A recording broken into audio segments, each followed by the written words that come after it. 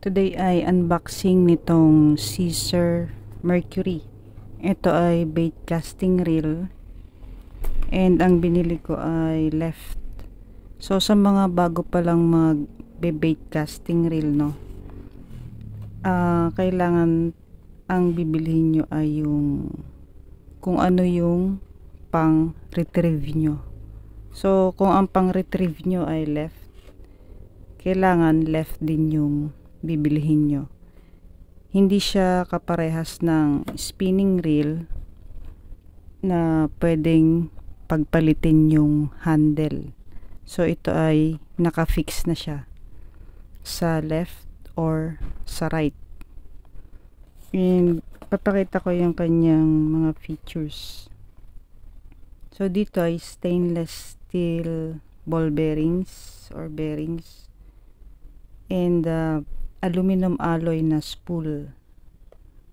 So magnetic brake system, smooth na far casting, then strong drag force and high strength na frame.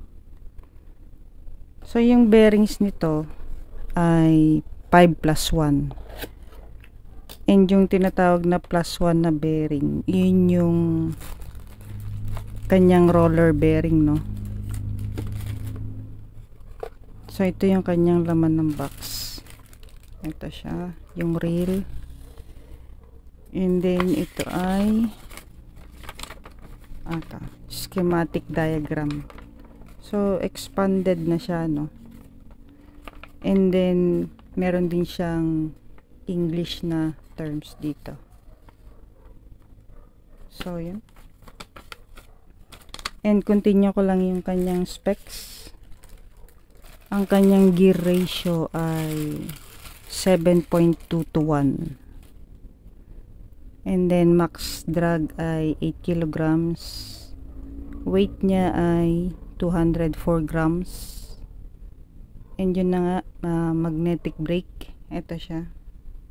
Ito yung kanyang pinakang brake. Yan.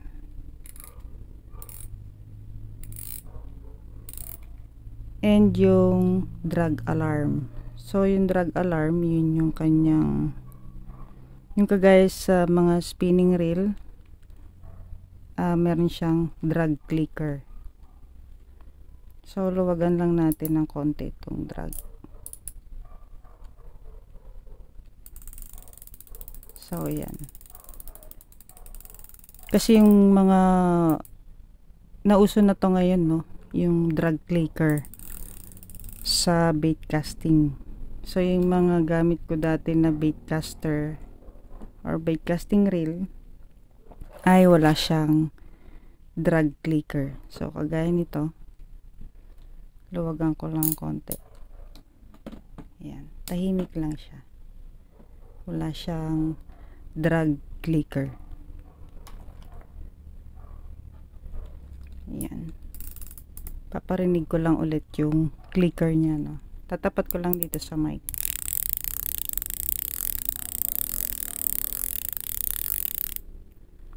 Yan yung sound ng kanyang clicker. Medyo okay rin naman, no. Medyo malakas ng konti. So yun, sana ba ako? Magnetic brake, drag alarm. So ito yung kanyang magnetic brake. Kapag tatanggalin natin dito lang. Yan. So ito ay magnet. And kapag naka-full siya, ito, pag naka-full siya ay bali lalapit siya dito sa pinakang spool. So magkakaroon siya ng malakas na brake kapag naka-maximum, no? Kasi nakalapit siya sa spool. Ayan, tumataas siya. So yan, nakataas. Diba? So kapag nilagay natin yan sa 0, mawawalan siya ng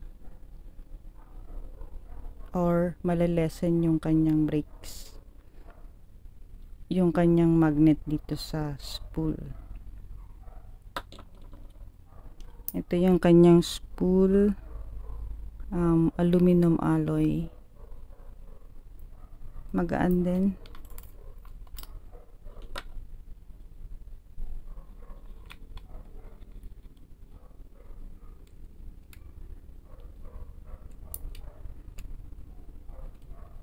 So yan, ito yung kanyang gear ratio, mas mabilis siya, high speed yung kanyang gear ratio. Ano pa? So sa line capacity naman, kapag ka nylon or fluoro or mono, so magkakaparehas lang yan. Monofilament, nylon, so fluoro, yan. 12 pounds ay 110 meters, 14 pounds 90 meters, 16 pounds 80 meters. So sa PE braid naman, kapag ka number 1 ay 295 meters, 1.5 180 meters, number 2 ay 145.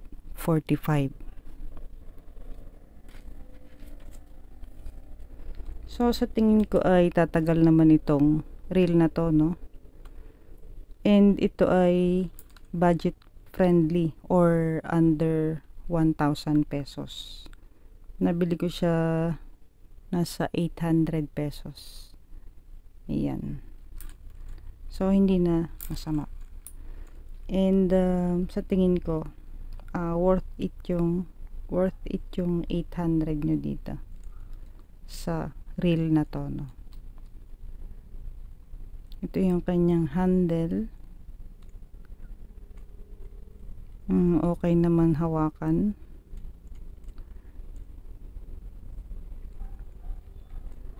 So yan, ilalagay ko siya sa aking fishing rod.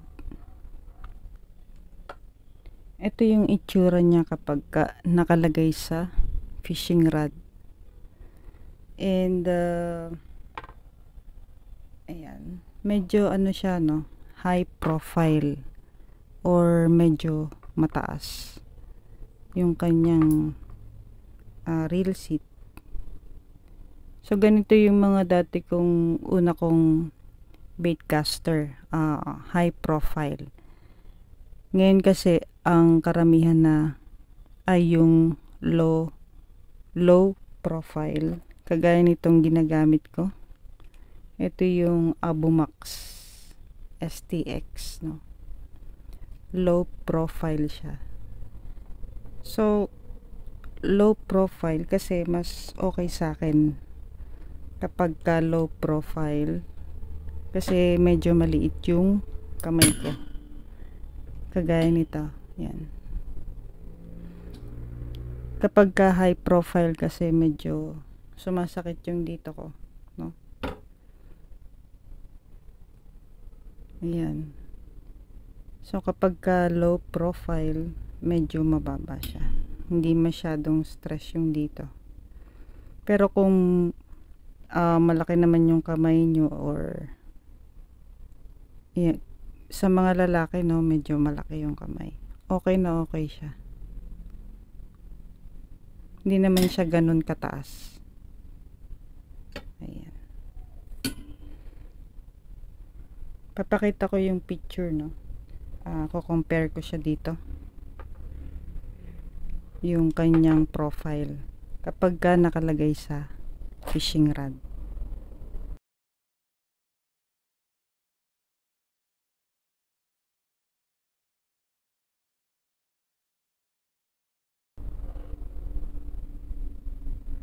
Okay, sa next video guys, yung disassembly nitong Caesar Mercury.